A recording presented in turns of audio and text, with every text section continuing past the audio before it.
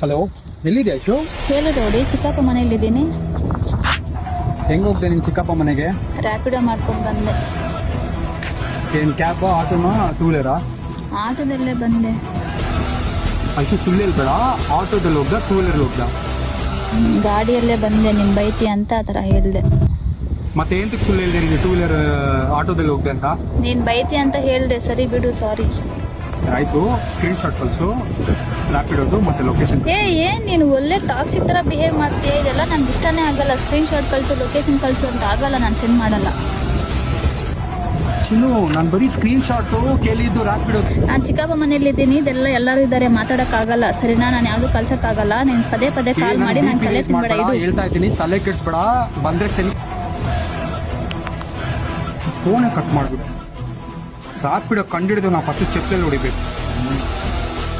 ಸುಳ್ಳು ಯಾಮರ್ಸ್ತಾ ಇರೋದು. ನನ್ನ ಫ್ರೆಂಡು ಫೋಟೋ ಕಳಿಸಿದ್ದಾನೆ, ಬೇರೆ ಯಾವನೋ ಹುಡುಗನ ಜೊತೆ ತಿರುಗ್ತಾ ಇದ್ದಾಳೆ, ರ್ಯಾಪಿಡೋ ಅಂತ ಸುಳ್ಳು ಇರ್ತದಲ್ಲ. ಹುಡುಗ ಹುಷಾರಾಗಿರಿ. ಈ ವಿಡಿಯೋನ ಶೇರ್ ಮಾಡಿ, ನನ್ನ ಅಕೌಂಟ್ನ ಫಾಲೋ ಮಾಡ್ಕೊಳ್ಳಿ. ಹುಡುಗರು ದಯವಿಟ್ಟು ಹುಷಾರಾಗಿರಿ. ರ್ಯಾಪಿಡೋ ಅಂತ ಸುಳ್ಳು ಹೇಳ್ಬಿಟ್ಟು ಯಾಮರ್ಸ್ಬಿಡ್ತಾರೆ. ಬಾಯ್.